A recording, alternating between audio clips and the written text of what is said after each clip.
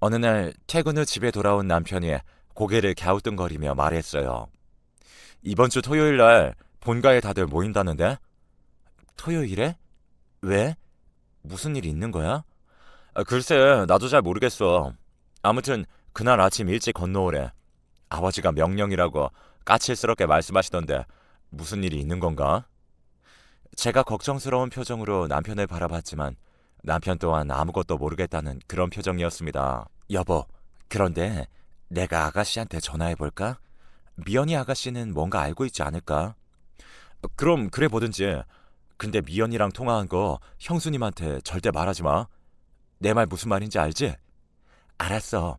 내가 그 정도 눈치도 없을까봐? 사실 지금 어머니께 연락드리고 싶은 거 참고 있는 거야. 괜히 형님이 하시면 난리 날 것 같아서. 그래, 되도록이면 형수님 심기 건드리지 않도록 조심해. 집안 시끄러워서 좋을 거 없으니까. 남편이 다시 한번 신신당부까지 했어요. 잠시 우리 시댁 소개를 하자면 우리 시댁은 시할머님, 시부모님, 그리고 아주버님 부부와 아가씨 부부, 우리 부부가 있습니다. 그런데 아주버님 부부보다 우리 부부가 3년이나 빨리 결혼을 했습니다. 우리 남편에 비해 아주버님은 사교성이 많이 떨어지는 약간은 내성적인 분이시거든요. 그렇게 소개팅에 나가기만 하면 차이는 일이 일쑤였어요. 그러다가 회사 사람 소개로 형님을 만나서 정말 어렵게 결혼했습니다. 아주버님이 결혼한다고 했을 때 가족들 모두 많이 축하해 주었답니다. 제 입장에서도 좋았던 것이 그때 저에게는 형님에 대한 로망 같은 것이 있었거든요. 왜 그런 거 있잖아요. 형님과 동서가 서로 우애 있게 잘 지내는 모습. 그런 모습 말이죠. 제가 그럴 수밖에 없었던 이유가 있었는데요. 사실 시댁 가족들이 정말 좋은 분들이었거든요. 시할머님, 시부모님, 거기다 시누이까지 그렇게 좋을 수가 없었습니다. 그랬으니 제 입장에서는 시댁 가족들은 다 이렇구나 라는 생각을 했을 정도였어요. 하지만 형님은 제가 생각해왔던 그런 사람과는 전혀 거리가 먼 사람이었습니다. 형님은 유난히도 저를 싫어했는데요. 제가 먼저 결혼해서 시댁 가족들과 허물없이 지내는 것에 대해 불만이 많았다고 해야 할까요? 저는 이미 시댁 가족들 문화에 그대로 스며들었기 때문에 정말 딸처럼 그렇게 지내고 있었거든요. 물론 아가씨랑도 사이가 정말 좋아서 하루 종일 수다를 떨 정도였고요. 형님은 그런 저를 못마땅한 듯이 항상 노려보고 있었습니다. 그리고는 제가 뭔가 잘못하기를 기다리고 있다가는 그걸 시부모님께 일러바치곤 했어요. 제 입장에서는 정말 이해가 되지 않았는데요. 무슨 어린애도 아니고 제가 조금이라도 실수를 하면 눈물까지 쏟으며 시부모님께 일러바쳤습니다. 어느 날은 시어머님께 눈물까지 흘리며 이런 말도 했어요. 어머님, 동서가 계속 제 전화를 안 받아요. 아무래도 동서가 절 무시하는 것 같아요. 네? 제가요? 아니에요. 형님, 그건 제가 바빠서 못 받은 거라고 말씀드렸잖아요. 그래서 바로 다시 전화 드렸는데 형님이 받기 싫다고 끊으셨잖아요. 뭐야? 그럼 동서는 내가 지금 거짓말을 하고 있다는 거야? 아니, 그게 아니라 제 말은 절대로 형님을 무시한 적이 없다는 말이에요. 그러니 오해하지 마시라고요. 지금 동서가 날 가르치는 거야? 이래봬도 내가 동서보다 학벌도 좋고 그런데 날 가르치려고 하는 거야? 동서, 내 말 잘 들어. 내가 형님이니까 앞으로 예의를 갖춰줘. 네, 형님. 알겠습니다. 형님은 정말 별일 아닌 것에도 이유를 붙여서 힘들게 했습니다. 그러한 일이 한두 번이 아니었기에 어느새 시댁 가족들도 형님을 피하기 바빴어요. 되도록이면 마주치지 않으려고 안간힘을 쓸 정도였습니다. 전에는 시댁에 자주 모여서 식사도 하고 여행도 가고 그랬는데 아주버님과 형님이 결혼한 후 우리는 무슨 비밀 접선이라도 하듯이 전화 통화를 하거나 만나야만 했어요. 혹여나 제가 형님한테 미리 얘기도 안 하고 시부모님께 연락이라도 드리는 날에는 제가 형님을 무시했다며 울며 불며 집안이 한바탕 난리가 났으니까요. 그렇게 저는 시부모님께 자주 연락도 못 드렸어요. 전에는 시할머님과 자주 통화도 하고 두 분이 같이 우리 집에 자주 놀러 오기도 하셨는데요. 다들 형님 눈치 보느라 그런 일은 꿈도 못 꾸고 있을 정도였습니다. 물론 그냥 무시하고 살면 그만이라고 하시는 분들도 있겠지만 어렵게 결혼한 아주버님이 혹여나 이혼이라도 하게 될까 싶어 눈치가 보일 수밖에 없었거든요. 사실 그런 것만 빼고는 아주버님과 형님 사이는 아주 좋은 편이었으니까요. 그러니까 한마디로 자주 마주칠 일도 없고 하니 그냥 다들 조용히 살자는 마음으로 살고 있었습니다. 그런데 갑작스레 시아버님께서 가족들을 호출하셨다고 해서 잔뜩 긴장을 할 수밖에 없었어요. 혹시나 신우이는 무슨 일인지 알고 있지 않을까 싶어 제가 조심스레 신우이에게 전화를 걸었습니다. 아가씨, 잘 지내시죠? 네, 언니. 언니도 잘 지내시죠? 우리 예전처럼 모여서 고스톱도 치고 해야 하는데 대체 이게 무슨 일인지 모르겠네요. 할머니가 언니랑 고스톱 못 쳐서 조금 우울하대요. 그러게요. 저도 요즘 무지 심심해요. 종일 혼자 집에 있는 게 아주 곤욕이네요. 지금쯤 할머님이 만들어주신 애호박 좀 먹으면서 고스톱 치고 있어야 하는 건데. 근데 웬일이세요? 무슨 일 있어요? 아가씨, 이번 주 토요일에 아버님께서 본가로 집합시켰다는데 혹시 무슨 일인지 아세요? 이번 주 토요일요? 이상하네요. 저한테는 아무 연락도 없었는데요. 그래요? 난 혹시 무슨 일인지 아가씨는 알고 있지 않을까 싶어서 전화했는데 아가씨는 연락도 못 받았단 말인 거네요? 네, 우리한테 집합이다 뭐 그런 말 전혀 없었어요. 알겠어요. 아가씨, 근데 제가 오늘 아가씨한테 전화한 건 절대 말하면 안 돼요? 당연하죠. 그랬다간 큰언니가 팡팡 뛰고 난리가 날 텐데. 작은 언니도 조심하세요. 신우이가 걱정스레 말을 했어요. 신우이와 통화 후 뭔가 이상하다는 생각이 들었는데요. 그럼 이번 모임에 신우이네는 안 온다는 건가라는 생각이 스쳐 지나갔거든요. 도대체가 무슨 일일까 하는 생각으로 계속 상상의 나래를 펼치고 있었습니다. 그러다가 드디어 토요일이 됐고 제가 형님에게 전화를 걸었습니다. 형님, 오늘 시댁에 몇 시까지 가실 거예요? 저희가 시간 맞춰서 갈게요. 우린 지금 출발하면 10시쯤 도착할 것 같아. 동서도 시간 맞춰서 와. 네, 형님. 조금 이따 뵐게요. 모든 걸 형님에게 사전에 얘기하지 않으면 워낙 난리를 쳤기에 되도록이면 모든 것을 형님에게 물어볼 정도였어요. 그런 저를 보며 남편이 고개를 절레절레 흔들었습니다. 여보, 형수님 때문에 당신이 힘들지. 항상 고맙고 미안해. 뭐가 고맙고 미안해. 난 괜찮아. 형님, 기분 조금만 맞춰드리면 되는 거잖아. 집안의 평화를 위해 그 정도는 괜찮어. 형님의 이상한 고집으로 인해 남편은 항상 제게 미안해했으니까요. 형님네 친정은 꽤 잘 사는 편이라고 했습니다. 그러다 보니 약간 아나무인이라고 해야 할까요? 이걸 어떻게 표현해야 할지 잘 모르겠는데요. 아무튼 형님은 모든 것이 자기 뜻대로 돌아가야만 직성이 풀리는 그런 사람이었어요. 그러니까 한마디로 항상 관심을 받고 자랐기에 언제 어디서나 자신이 가장 빛이 나야 한다고 생각하는 사람이었습니다. 그런데 결혼하고 보니 제가 시댁 가족들과 너무나 잘 어울리는 것을 보며 왠지 모르게 기분 나빠하는 듯 했어요. 형님은 말끝마다 우리 친정을 거론하며 저를 무시하곤 했으니까요. 동서는 친정엄마가 혼자 키웠다며? 사는 게 무지 힘들었겠는데? 네, 아무래도 넉넉하진 못했죠. 아, 그래서 혼수랑 뭐 그런 거 못했구나?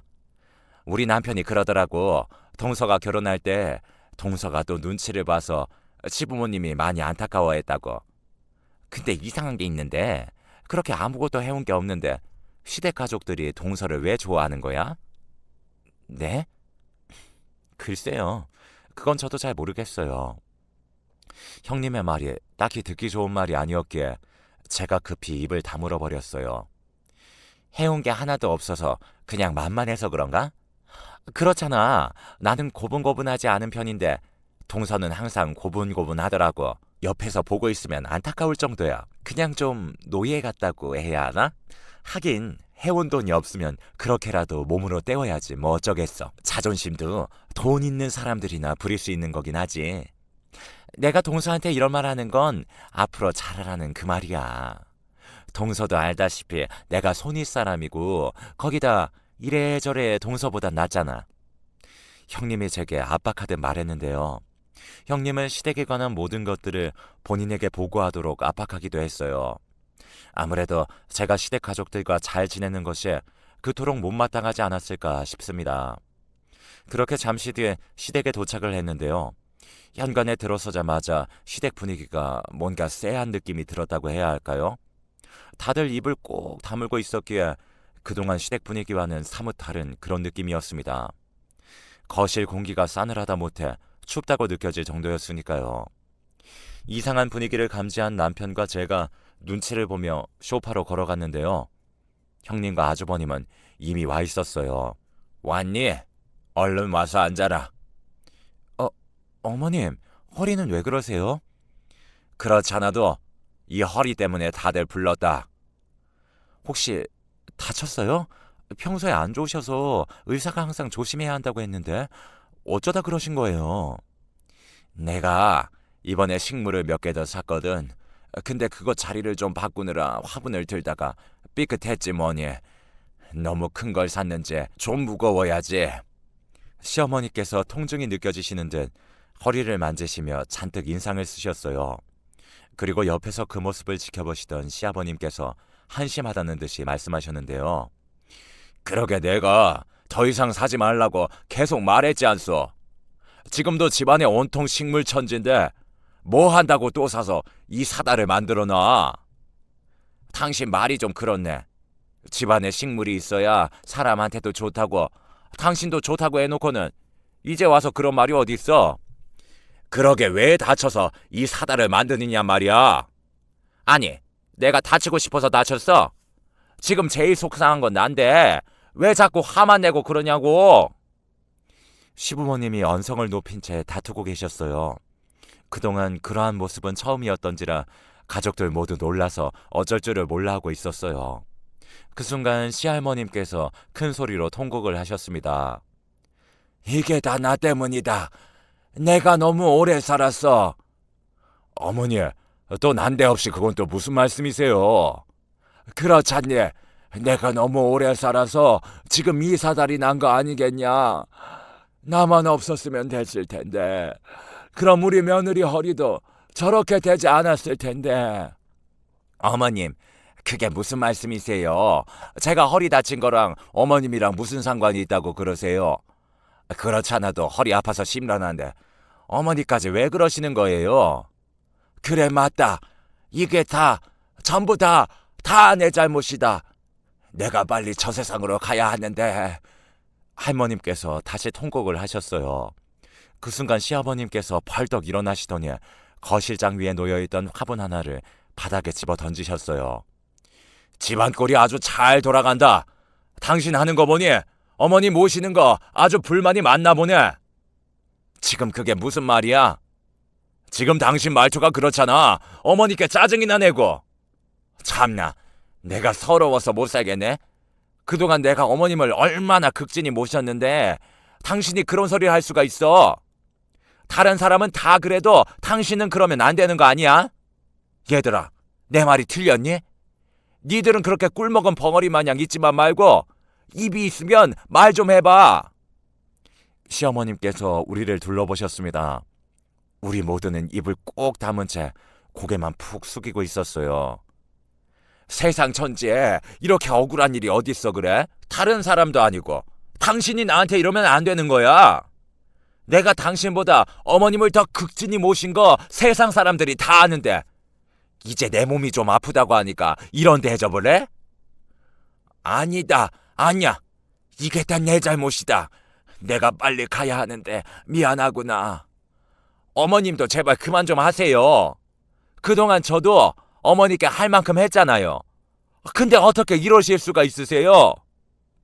시어머님이 시할머님께 서운하다는 듯이 말씀하셨어요. 그렇게 시할머님의 울음소리가 커져가고 있었는데요. 남편이 벌떡 일어나서는 중재를 하기 시작했습니다. 자, 그만들 하세요. 지금 엄마 아프신데 다들 뭐 하시는 거예요? 우선은 다들 진정 좀 하시고 앉아서 조용히 얘기 좀 해요. 그런 남편의 말에 시아버님이 다시 자리에 앉으시면서 긴 한숨을 내쉬었어요. 그리곤 우리를 둘러보시더니 조용히 입을 여셨어요. 오늘 우리가 니들을 부른 이유는 지금 이 문제 때문이야. 니들도 보다시피 니들 엄마가 지금 허리를 다쳐서 옴짝달싹도 못하고 있다. 그런데 나는 일을 하러 가야 해서 집안에서 누군가가 니들 엄마를 좀 돌봐야겠다. 그렇다고 연로하신 할머니가 병간호를 할 수는 없는 노릇 아니겠냐. 그럼 여기 들어와서 어머니 병간호를 하란 그 말씀이세요?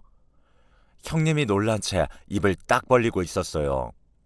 그래, 누군가는 해야 하지 않겠냐. 지금 병간호도 병간호인데 집안 살림도 문제야.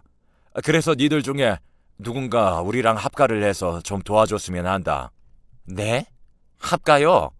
아버님, 근데 아가씨는 안 부르셨어요? 아가씨도 자식인데 부르는 게 맞지 않나요? 딸 자식은 출가 외인이란 말도 있지 않냐? 그러니까 며느리인 니들이 하는 게 맞는 거지. 아니, 딸도 자식인데 그런 게 어딨어요? 그 순간 시어머님께서 양 미간을 잔뜩 찌푸리신 채 단호하게 말씀하셨어요. 우리 딸은 절대 안 된다. 며느리가 둘씩이나 있는데 왜 우리 딸을 시켜? 그동안 내가 고생한 것만으로도 충분하다 그 말이다. 애미야, 너 말을 참 얄밉게 하는구나. 누가 들으면 내가 시집살이를 엄청 시킨 줄 알겠구나. 누가 듣는데? 아무튼 우리 딸은 절대 안 돼. 거기다 우리 딸은 든든한 직장도 있는데 말도 안 되는 소리지. 아버님, 저도 직장 다녀요. 근데 그렇게 말씀하시면 안 되시죠. 네 직장이랑 우리 딸 직장이랑 비교가 되니? 우리 딸은 학교 선생님인데 너 학교 선생님은 아무나 되는 줄 알아? 시아버님과 형님의 목소리가 높아지고 있었습니다. 그동안 그러한 일이 단 한 번도 없었는데 도대체 무슨 일인지 모르겠더라고요. 그렇게 한동안 시댁 거실이 시끌벅적했어요. 어느 순간 형님이 가만히 저를 훑어보더니 조용히 말했어요. 그럼 동서가 합가하는 방법밖에 없겠네요. 저희가요? 남편이 놀라서 물었어요. 그렇잖아요. 지금 여기서 회사를 안 다니는 사람은 동서밖에 없잖아요. 그러니까 제가 보기에는 동서가 하는 게 맞는 것 같은데 동서 생각은 어때? 형님이 작정한 듯이 뚫어져라 바라보고 있었습니다. 아니죠. 지금 형수님 말로는 우리 집사람만 고생을 하란 그 얘기예요. 병간호하는 게 보통 힘든 일이냐고요. 그걸 왜 우리 집사람이 다 해요? 서방님, 그렇게 흥분만 할 게 아니라 지금 상황은 이러니까 합리적인 방법을 찾아보자는 거죠. 생각해보세요. 동서가 지금 회사를 다니는 것도 아니고 그렇다고 아이가 있는 것도 아니잖아요. 그럼 동서가 합가를 하는 게 가장 합리적인 거 아니겠어요? 형수님, 말씀 듣기가 좀 거북하네요. 형수님 말은 마치 우리 집사람이 집에서 아무것도 안 한다는 것처럼 들리네요. 사실 그렇죠. 날마다 회사 가서 일하는 것보다 집에서 일하는 게 훨씬 낫죠. 남편과 형님의 목소리가 높아지고 있었습니다. 여보, 그냥 내가 할게. 형님 말이 맞아. 나 어차피 낮에는 별로 할 일도 없잖아. 당신이 왜 할 일이 없어? 당신도 되게 바쁘면서. 아니야, 나 괜찮아. 지금 상황이 이런데 내가 하는 게 맞는 것 같아. 그래, 그럼 작은 애들이 들어오는 걸로 하면 되겠네. 아버지, 이거 너무 불공평하죠. 병간호가 보통 힘든 일이 아닌데. 그리고 집사람 간혹 가다가 친정 어머니도 돌봐야 하는데 그러면 더 힘들단 말이에요. 그래서 말인데 니들 할머니가 합가하는 사람한테 이 집을 준다고 하시는구나. 이 집을요? 깜짝 놀란 형님의 눈이 커져 있었어요. 그래, 이 집이 할머니 명의로 되어 있는데 합가하는 사람한테 주신다고 하는구나. 그게 우리 조건이야. 그 정도 보상은 있어야 할 것 같아서 말이다. 아버님, 보통 집은 장남한테 주지 않나요? 합가한다고 집을 주는 건 좀 그런 것 같은데요. 그럼 네가 합가해서 우리랑 같이 살든지. 그렇게 할래? 대신 아침이랑 저녁은 네가 다 차려야 하고 지금 네 시어머니 허리가 안 좋아서 세수며 머리도 못 감는데 그것도 다 도와야 한다. 그러려면 네가 회사를 그만둬야 될 것 같은데 네가 하겠다면야 우린 환영이다. 저기 그건 좀 그런데 나중에 그냥 반반 주시면 안 돼요? 원래 형제끼리 반은 나누는 거잖아요. 그건 안 되지. 이 아파트가 네 명이도 아니고 니들 할머니 조건이 그래. 그러니까 빨리 결정해라. 큰애 네가 들어올래? 아니요. 전 합가는 절대 못해요. 음식도 잘 못하고요. 그럼 작은애 니들이 들어올 거냐? 시할머님과 시부모님이 번갈아가며 저희를 바라보셨어요. 네, 저희가 들어올게요. 아까도 말씀드렸지만 지금 집이 문제가 아니라 어머님 돌볼 사람이 저밖에 없잖아요. 여보, 당신 너무 힘든데 괜찮아? 그래도 돼? 아니야, 난 진짜 괜찮아. 우선 어머니 허리부터 빨리 나으셔야 하잖아. 그래, 그럼 작은애 니들이 빨리 정리해서 들어와라. 우린 지금 한시가 급하니까. 그리고 큰애 니들은 나중에 딴소리 하지 말고. 우린 그렇게 하기로 약속한 거다. 그러니까 여기 각서에 서명해라. 네? 각서요? 이런 일로 무슨 각서까지 써요? 아니지. 모든 건 확실히 해야지. 자, 얼른 읽어보고 여기 서명해. 라며 각서에 시부모님과 아주버님, 형님의 지장까지 찍었습니다. 너무나 얼떨결에 일어난 일이었기에 형님과 아주버님이 넋이 나간 제 지장을 찍었고요. 그 모습을 가만히 보고 있는데 정신이 하나도 없을 지경이었습니다. 그렇게 우리는 급히 시댁으로 들어가게 되었어요. 시댁으로 들어간 뒤 하루하루가 정말 정신없이 지나갔어요. 하루 세끼 식사뿐만이 아니라 잡다한 집안일이며 할머님 간식까지 챙겨야 했으니까요. 거기다 시어머님께서 하루에 한 번 물리치료를 받으러 다니셨기에 병원도 같이 가야 했는데 시어머님과 남편이 차를 가지고 출근을 했기에 집에는 차가 없었습니다. 그렇기에 택시를 타고 병원에 가야만 했는데요. 이만저만 불편한 게 아니었어요. 그러던 어느 날 시아버님께서 조용히 말을 꺼내셨어요. 내가 들어보니 요즘 택시 타고 병원 다니느라 힘들다며. 그렇지. 택시를 불러도 바로 안 잡히는 경우가 더 많아서 힘들긴 하지. 그래, 그럼 이참에 차 한 대 뽑아줄까? 작은애야, 너 운전 곧잘 하잖니? 네? 아니에요. 괜찮아요. 차값이 얼만데 차를 뽑아요. 괜찮아요. 그냥 택시 타고 다니면 돼요. 아니다. 집안 살림도 힘든 판국에 차는 하나 있어야지. 빨래 한 대 사줄 걸. 우리가 너무 무심했구나. 시아버님께서 미안한 듯 말씀하셨어요.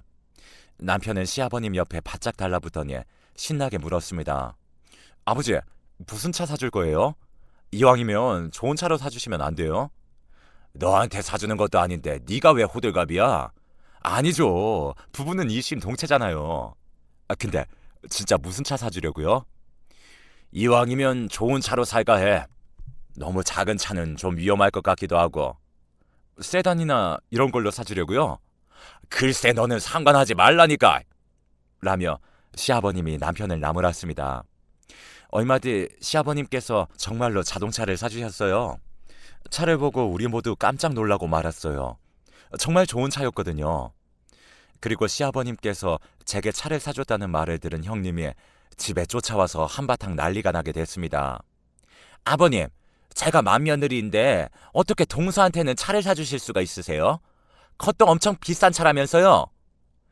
네가 뭔가 단단히 착각을 하고 있는 것 같구나. 그 차는 네 시어머니 병원 갈 때나 장 보러 갈 때 타라고 사준 차다. 그러니까 한마디로 업무용 차다 그 말이야. 근데 넌 네 시어머니 부축해서 택시 잡아 타고 병원 다녀봤냐? 그게 얼마나 힘든 일인지 알기나 하고 그런 말을 하는 거야?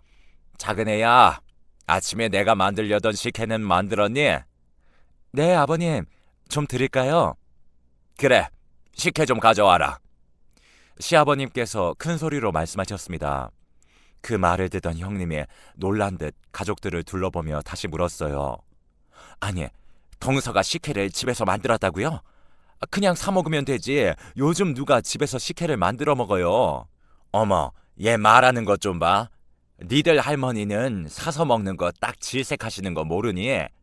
사서 먹는 건 달기만 하고 영 아니잖니. 모름지기 식혜는 집에서 만들어 먹어야 제맛이지. 아만, 식혜는 집에서 만든 게 제일 좋지. 시할머님도 맞장구를 치셨어요. 그런 시댁 어른들 말씀에 형님의 안색이 어두워져 있었습니다. 그런데 제가 식혜를 가지고 가자마자 시어머님께서 정색까지 하시면서 소리치셨는데요. 얘, 너 엿기름 제대로 내린 거 맞냐? 맛이 왜 이래? 넌 어쩜 식혜를 하나를 제대로 못 만드냐? 나 때는 말이야, 이 간단한 이런 식혜 하나 제대로 못 만들면 바로 소방 맞았다. 너 지금 나 들으라고 하는 소리냐? 그때 어머님이 그러셨잖아요. 결혼한 지 한 달쯤 되었나 식혜 잘못 만들었다고 짐 싸서 나가라고 하셨잖아요. 내가 지금도 그 생각만 하면 얼마나 서러운지 몰라요. 그때는 다들 그렇게 살았어. 그게 서럽긴 뭐가 서러워. 아무튼 너 내일은 나한테 식혜 만드는 법 제대로 배워야겠다. 도대체 이런 걸 어떻게 먹으라고 만든 거냐? 이거 다 갖다 버려야겠다. 시아버님이 주방으로 성큼성큼 걸어가시더니 싱크대에 식혜를 콱 부어버렸습니다. 그 바람에 제 눈에서 눈물이 쏟아져 나왔어요. 그도 그랬던 것이 사실 저는 시부모님이 정말 좋은 분들인 줄 알았거든요. 하지만 합가해서 보니 그동안 제가 알던 그런 분들이 아니셨어요. 어머, 너 지금 우는 거니? 얘가 진짜 안 되겠네. 나 때는 말이야. 며느리가 그렇게 눈물 보이면 재수 없다고 엄청 욕먹었다. 엄마, 이 정도만 하면 식혜 맛도 괜찮구만. 그쯤 하면 됐어. 그만해. 그리고 나 때는 말이야. 그 말 좀 그만해. 그거 우리 회사 부장님이 맨날 쓰는 말인데 그 부장님 별명에 카페라떼야. 엄마가 맨날 그 말 쓰니까 왠지 회사에 있는 느낌 든단 말이야. 뭐야? 아들이라는 게 엄마한테 잘하는 짓이다. 나 때는 말이야. 시어머니 앞에서 남편이 아내 편들었다간 그날로 집안이 팔칵 뒤집어졌어 이것들아. 안 되겠어. 우리 그냥 분가할 거야. 진짜 이대로 못 살겠어. 그렇게 그날도 집안이 난장판이 되었습니다. 그런 모습을 보던 아주버님과 형님이 입을 딱 벌린 채 더 이상 아무 말도 하지 않았어요. 다만 집에 돌아가시기 전 두 분이 제게 안타까운 듯 말했어요. 재수씨, 고생이 많으시네요. 우리 부모님이 저러실 줄은 진짜 꿈에도 몰랐네요. 이래서 며느리가 들어오면 다들 악독 시어머니가 된다고 하나 보네요. 그러게 동서, 진짜 힘들겠다. 난 이런 집 짐 10채 준다고 해도 절대로 못할 것 같아. 잠깐 오는 것도 엄청 스트레스 받을 정도거든. 괜찮아요. 제가 잘못해서 그런 건데요, 뭐. 동서, 요즘 세상에 동서처럼 살면 다들 바보라고 비웃어. 요즘 누가 식혜를 집에서 만들어 먹어? 아닌 것 같을 때는 그냥 못하겠다고 그래. 그러다 병나겠다. 내가 보기엔 동서가 많이 못 배우기도 했고 친정도 못 사니까 더 그런 것 같네. 우리 형님이 안쓰러운 듯 저를 바라봤을 정도였어요. 그 뒤 형님이 시누이한테 제가 시댁에서 겪었던 일들을 신나서 떠들어댄 것 같았습니다. 어느 날 제가 마트에 간 사이 시누이가 시댁에 온 모양이었어요. 현관문을 열고 들어가자마자 시누이 신발이 놓여 있었거든요. 시누이는 보통 하얀색 운동화를 신고 다녔기에 그냥 한눈에 딱 봐도 알 수가 있었어요. 그 신발을 보자마자 반가운 마음에 제가 얼른 거실로 들어갔습니다. 시누이가 왔음에도 불구하고 집안이 너무나 조용한 게 아니겠어요. 그 순간 저도 모르게 무언가 이상함을 느꼈어요. 집안이 조용해도 너무나 조용했거든요.